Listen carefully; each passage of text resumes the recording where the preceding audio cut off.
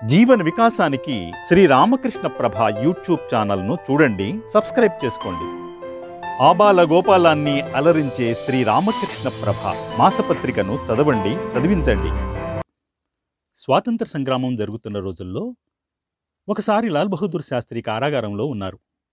అనారోగ్యంతో బాధపడుతున్న తన కుమార్తెను చూసి వచ్చేందుకు ఆయనను పేరోల్ మీద బయటకు వదిలారు.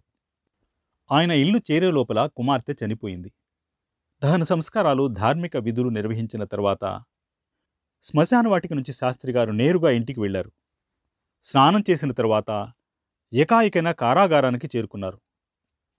మీకు 2 వారాల పేరోలు మంజూరైంది కదా, అంత త్వరగా ఎందుకు తిరిగి వచ్చారు అని అధికారులు అడిగారు. నా కుమార్తెకు సేవ చేయటానికి నాకు 2 వారాలు పేరోలు మీద గడువు ఇచ్చిన మాట నిజమే, కానీ నేను సేవ చేయటానికి ఆమె లేదు, చనిపోయింది. అందువల్ల తిరిగి వాపసు రావడం నా విద్యుక్త ధర్మం, అందువల్ల వచ్చాను అన్నారు లాల్ బహదూర్ శాస్త్రి.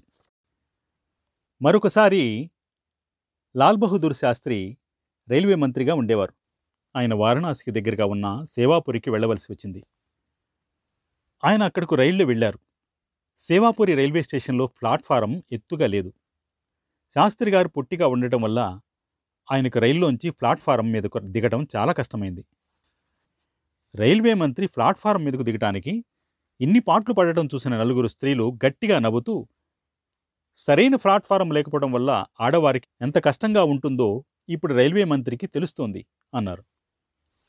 అప్పుడే లాల్ బహదూర్ ప్లాట్ఫారం మీదకు దిగారు. ఆయన స్టేషన్ మాస్టర్ని పిలిచి పార కావాలని అడిగారు. పార ఇచ్చిన వెంటనే లాల్ బహదూర్ పార పట్టుకుని నేలను త్రవ్వడం మొదలుపెట్టారు. త్రవ్విన మట్టిని ఆ ప్లాట్ఫారం మీదకు పోయసాగారు. అది చూసి అక్కడున్న వారు కూడా పారలు తెచ్చుకొని తవ్వసాగారు. ప్లాట్ఫారం 3 గంటల లోపల మామూలు ఎత్తికి లేచింది. అధికారం కేవలం ఆజ్ఞలు ఇవ్వటానికే కాదని, ప్రజల అవసరాలను తీర్చడానికి వారు కల్పించిన ఒక బాధ్యత అని ఆచరణలో చూపిన ఆదర్శనేత లాల్ బహదూర్ శాస్త్రి.